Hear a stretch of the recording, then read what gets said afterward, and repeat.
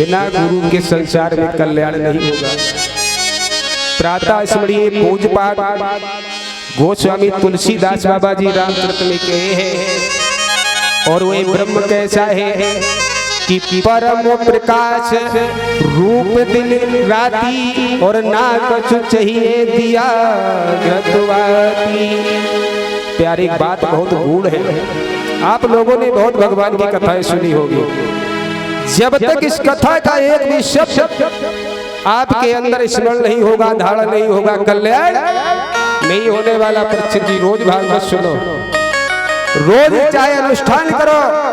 लिखा है कि माला तो करो में फिरे, माला कैसे चल रही है, माला तो करो में फिरे और जीव फिरे मुख माय, मनुआ तो चौदिशी फिरे जो तो सुमिरन। प्यारे भगवान की भक्ति करते हैं, भगवान के दरबार में हम आप लोग बैठे हैं, मन किसी और काम में लगा है तो ये भक्ति नहीं है। इस भक्ति के लिए क्या बताया है, उस तत्व को जानने के लिए आपको एक गुरु की आवश्यकता है, तत्वदर्शी संत की आवश्यकता है। परीक्षित जी महाराज आपने गुरु नहीं किए, पहले भी मैंने बताया था निगुरा रहना संसार में, बताया लिटिल डेथ वेरी डेथ, बताया devising light God is light, यानी कि परमात्मा जो है ज्योत स्वरूप है और मुर्दों को मुर्दे जलाते हैं। कौन मुर्दे? जिसे ज्ञान नहीं काय का ब्रह्म का, जिसे ब्रह्म का ज्ञान नहीं वो मुर्दे ही है, पशु के समान नहीं है। क्यों? आपको ब्रह्म की अनुभूति नहीं है आपके अंदर। भगवान तुम्हारे अंदर बैठा है, सिर्फ आप माताओं बहनों आपको खोजना है। वो कैसे? चिंतन करके। एक बार मैया पार्वती ने पूछा था किससे? भगवान शंकर से। आप स्वयं जगत के परमात्मा हैं, आप भक्ति किसकी करते हो, पूजा किसकी करते हो? तो भगवान शंकर ने कहा था ये बताने का विषय नहीं है। लिखा है कि उमा कहूँ मैं अनुभव अपना, सत्यहर भजन जगत सब सपना। संसार में सत्य क्या है? सिर्फ भगवान की भक्ति। और भक्ति हुई कैसी होनी चाहिए? एकांत में बैठ जाओ ब्रह्म मुहूर्त में। ब्रह्म मुहूर्त का समय कब होता है? हमारी माताएं बहनें सभी ब्रह्म मुहूर्त में जाग जाती है। यहाँ पर पंडाल में जितने भी हमारे भक्तगण बैठे, कोई भक्त ऐसा हाथ उठाए जो ब्रह्म मुहूर्त में जाके भक्ति नहीं करता है, भ्रमण करता है? कोई है भगत? हमारी माताएं बहनें बेचारी 4 बजे उठ जाती है, कार्य में लग जाती है। धन्य है प्रभु भगवान के भक्तों की। ब्रह्म मुहूर्त का समय ऐसा होता है, शरीर में जो रोग है वो भी निरोगी हो जाते हैं। क्यों? अनुभव करना। ब्रह्म मुहूर्त में नकारात्मक ऊर्जा जो है नहीं चलती है। कौन चलती है? सकारात्मक, शरीर को पालने वाली। उस ब्रह्म मुहूर्त में भ्रमण करने से सारे रोग शरीर के नष्ट हो जाते हैं। अगर भगवान की भक्ति कर ली तो जो है परम पद को प्राप्त हो जाते हैं। लिखा है, बताया है कि छीड़े पुण्य स्वर्ग विसंते। जब जीव के पुण्य छीड़ हो जाते हैं स्वर्ग के, तब कहाँ आता है? मृत्यलोक। और ये मृत्यलोक क्या है? परीक्षित जी महाराज एक दुखों का सागर है। इस लोक में दुख ही दुख भरे हैं। अगर जो है पुनरप जन्म पुनरप मरणम, बार बार क्यों जन्म लेना पड़े, बार बार क्यों मरना पड़े? इससे पहले गुरु के दरबार में जाके भगवान का उस नाम को ले लें, जिससे बार बार जो इस मानव का शरीर धारण नहीं करना पड़ेगा, बार बार जो है दुखों को सहना नहीं पड़ेगा। संतों ने यही तो लिखा भागवत में, यही तो दर्शाया है। भगवान ने संतों को जहाँ भेजा है तो क्या कहा है? हमसे जो खोई हुई जीव आत्मा है वो गुरु के माध्यम से हमारे धाम में पहुंचा दो, जिससे भगवान प्रसन्न हो जाते हैं। लिखा तो परीक्षित जी बताया है।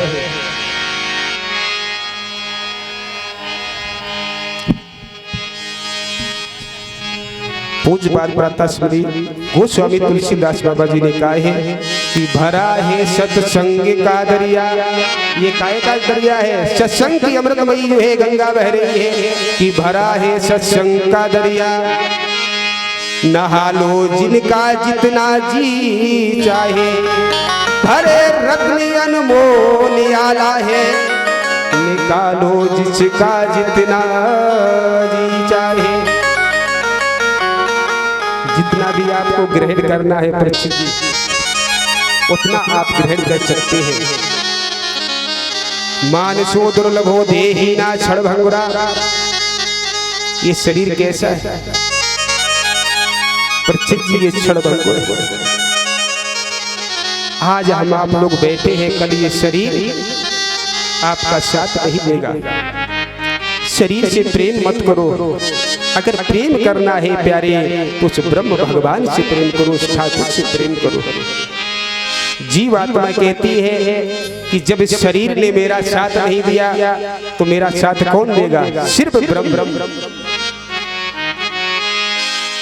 शरीर और जीवात्मा का परीक्षित जी दोनों का भोजन अलग अलग है। शरीर का भोजन क्या है? शरीर को चाहिए एनर्जी के लिए आपको जो अनन्य प्रकार की जो सामग्रियों को ग्रहण करना पड़ेगा। और जीवात्मा को भगवान की भक्ति। जब आप भगवान की भक्ति करते तो जीव प्रसन्न होता है। पूरे शरीर में सुरती और शब्द का ही खेल है। बोलिए वाक्य हरिलाल की जय। महाराज जी सत्संग की विलक्षण महिमा है। और सत्संग ऐसा विषय होता है, अगर बोलना चाहो तो सुबह से लेकर शाम हो जाए, शाम से सुबह हो जाए, कभी सत्संग में लीला खत्म नहीं होती। क्यों? सत्संग है पूर्ण है, कथा अपूर्ण है। कोई श्लोक बोलेंगे तो विराम आ जाएगा, लेकिन सत्संग में विराम नहीं। कैसे कि श्वास श्वास में हर बसे और वृथा श्वास मत खोए। पता नहीं श्वास का आवन हो न हो। हर घड़ी खाली नहीं जानी चाहिए, हर श्वास में प्रभु का नाम होना चाहिए। एक भी पल छूटना नहीं चाहिए।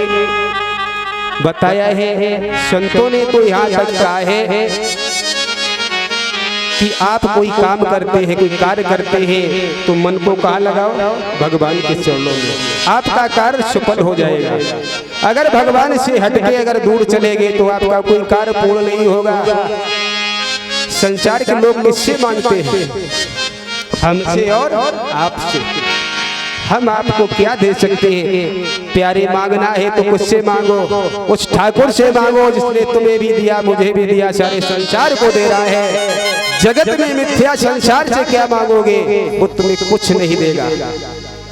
दुख के सिवाय संसार में कुछ नहीं देगा। उपवास के सिवाय तुम्हें कुछ प्राप्त नहीं होगा। अगर ठाकुर के दरबार में 2 आंसू गिरा लिए प्यारे तो जीवन धन्य हो जाएगा। सभी भक्तजन भगवान हरि के चरणों में मनन करते हैं। बहुत ही सुंदर भगवान की गाता है कि राम जी राम जी राम जी राम जी। सभी लोग हाथ ऊंचे करें। जिसे भगवान से प्रेम होगा तो हाथ ऊंचे होंगे। अगर परमात्मा ने 2 हाथ दिए हैं तो बड़े प्रेम भाव से कि राम जी राम जी राम जी राम जी।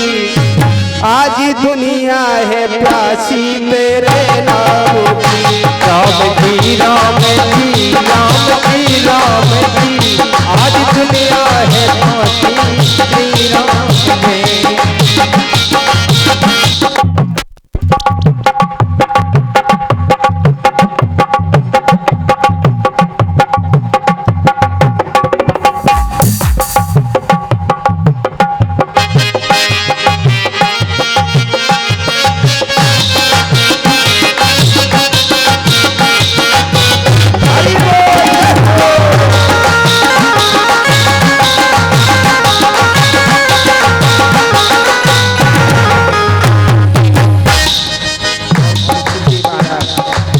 ऐसे नहीं, बाड़ी से बोलो।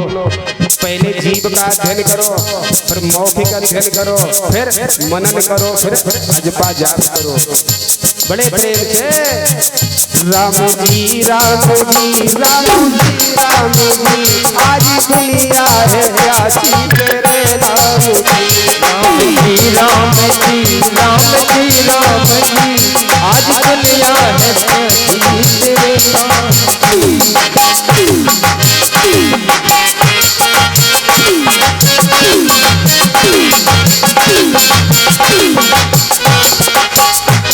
और महाराज राम जी राम जी राम जी राम जी, आज दुनिया है प्यासी तेरे राम जी।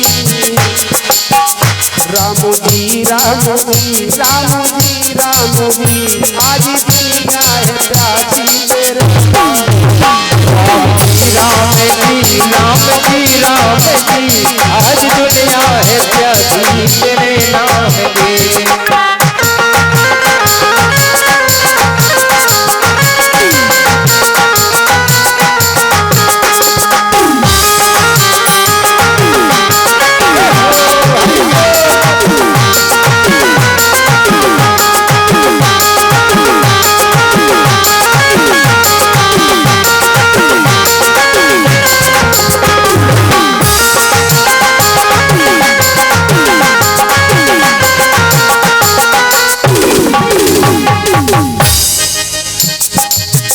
राम का नाम लेकर जो मर जाएंगे, राम का नाम लेकर जो मर जाएंगे, वो अमर नाम दुनिया में कर जाएंगे। वो अमर नाम दुनिया में कर जाएंगे। ये न पूछो कि मर कर किधर जाएंगे, ये न पूछो कि मर कर किधर जाएंगे। वो जिधर भेज देगा उधर जाएंगे। वो जिधर भेज देगा उधर जाएंगे। वो जिधर भेज देगा उधर जाएंगे।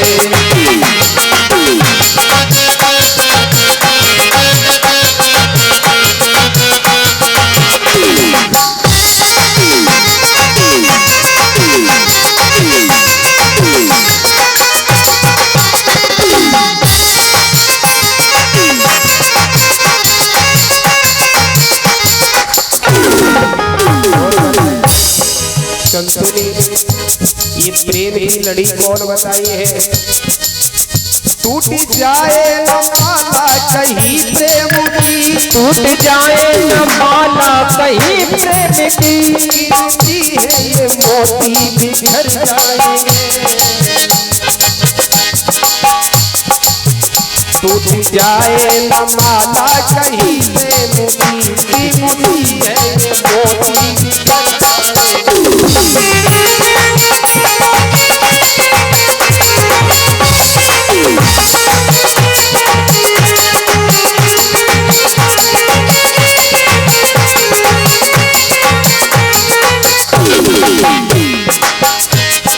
जी राम जी, आज दुनिया है प्यासी तेरे नाम की। राम जी राम जी राम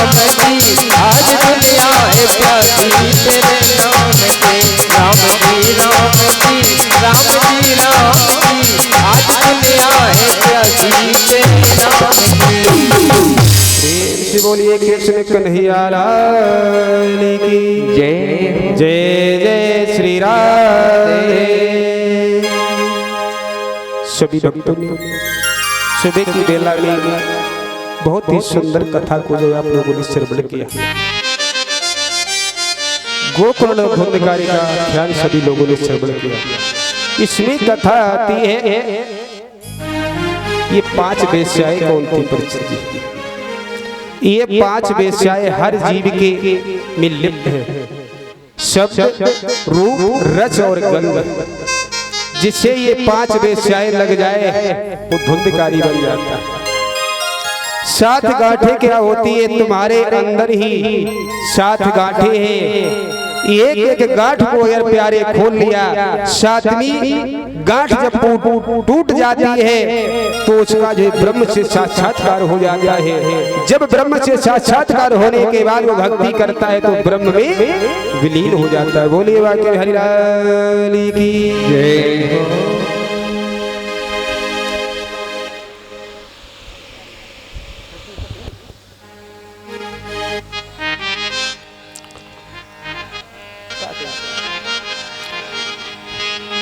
बोलिए सच्चे दरबार की। बहुत ही सुंदर पावन ख्याल है।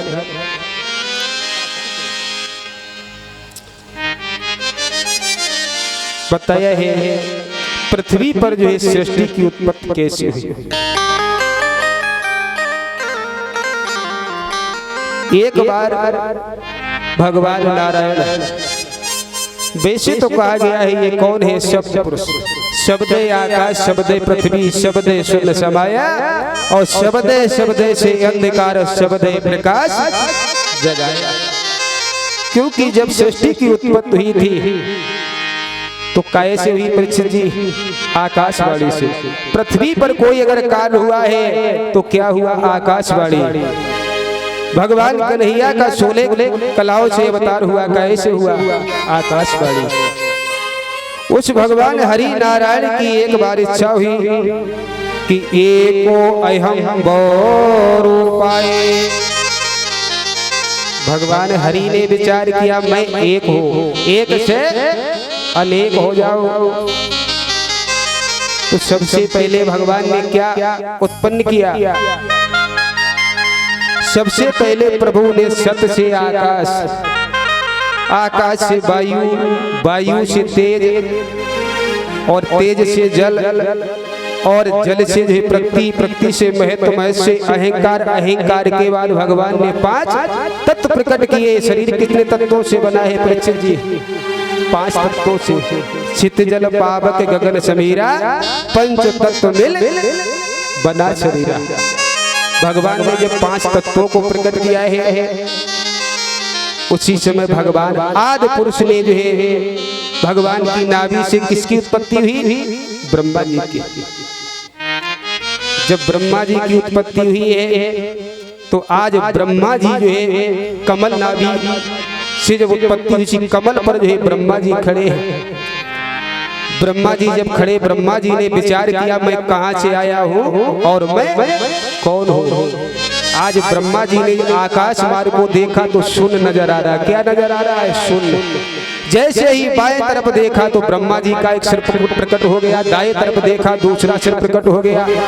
आज ब्रह्मा जी चारों तरफ देख रहे, जल ही जल है, कहीं पर कुछ नजर नहीं आता। ब्रह्मा जी ने विचार किया कि मैं कहां से आया हूं और किसने मुझे प्रकट किया। तो ब्रह्मा जी का मुझे विचार आया, उस तने को पकड़ा, कमल की डंडी को पकड़ा, जड़ को पकड़ा और जो है चलना प्रारंभ किया। अंदर चलते चले गए। बताया जाता है ईगो बीत गए ब्रह्मा जी को जाते जाते, लेकिन कहीं पर कोई शोर नहीं मिला। ब्रह्मा जी जब वापस आए, आज चारों तरफ देख रहे हैं तो क्या हुआ? आकाशवाणी। आकाशवाणी में 2 शब्द प्रकट हुए, ता और पा। क्या हुए? ता और पा मिलकर क्या हुआ? तप। आकाशवाणी हुई ब्रह्मा जी तुम तप करो, तप के बाद जो है तुम्हें अवगत होगा तुम्हें मैंने किस लिए प्रकट किया है। ब्रह्मा जी ने 10,000 वर्ष तक तप किया। 10,000 वर्ष तप करने के बाद ब्रह्मा जी जो है, अब आप लोगों को शंका हो रही होगी, देखो शंका समाधान कर दे। ये शंका हो रही होगी कि 10,000 वर्ष तक ब्रह्मा जी ने तप किया। आप जब शाम को सोते हैं, शाम को सोते हैं और सोने के बाद जैसे आपका विवाह नहीं हुआ, स्वप्न में क्या आपने देखा कि हमारा विवाह भी हो गया, घर परिवार भी बन गया, गाड़ियां भी आ गई, सुंदर परिवार भी हो गया, लेकिन जैसे ही नींद को छोड़ा तो ज्यों का त्यों।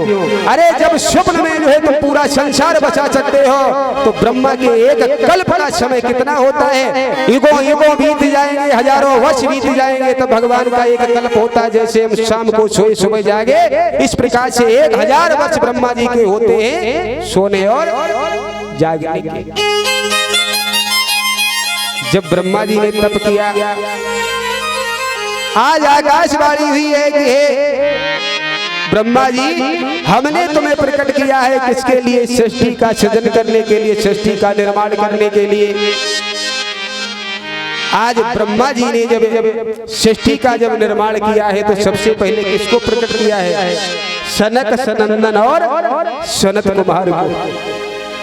आज ब्रह्मा जी बहुत खुश हुए।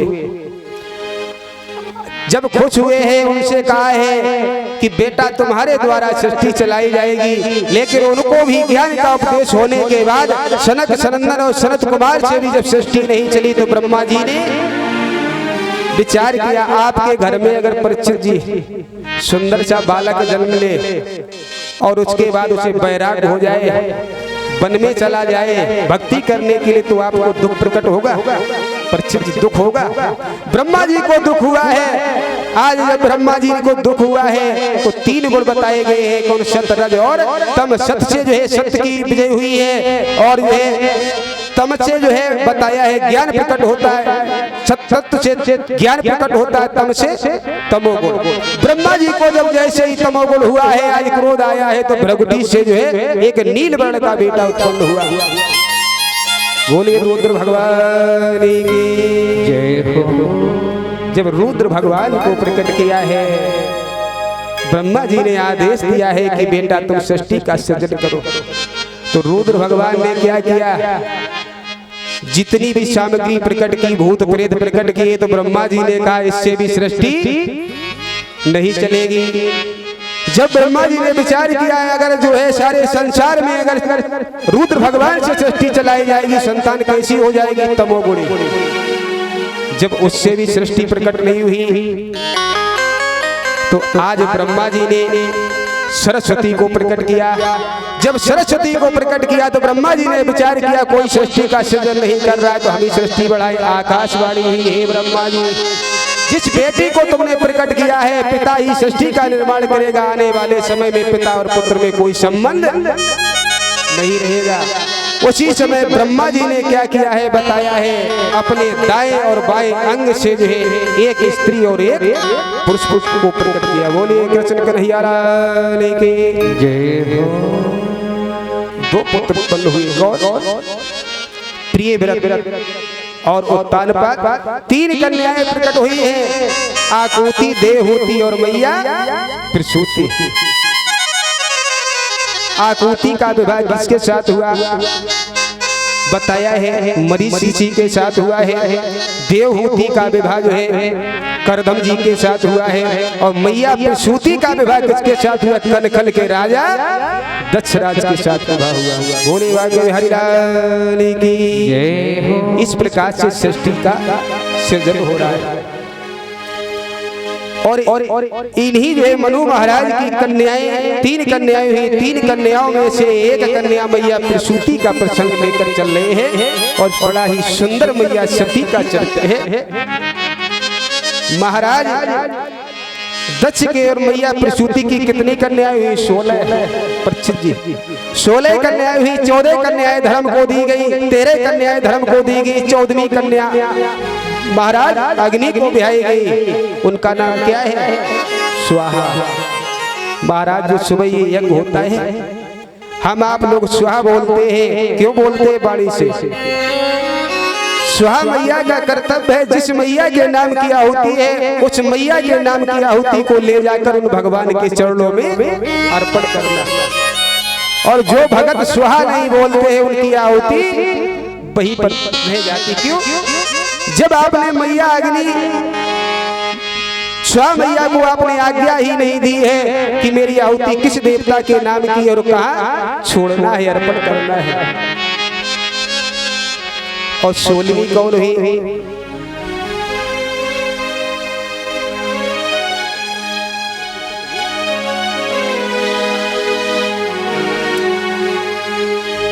प्रेम से बोलिए कृष्ण कन्हैया लाल की जय हो। सभी भक्तजन बड़े प्रेम भाव से भगवान हरि के चरणों में स्मरण करते कि राधे श्याम को बुलाना है, आज चरणों में जाना है, श्याम को बुलाना है।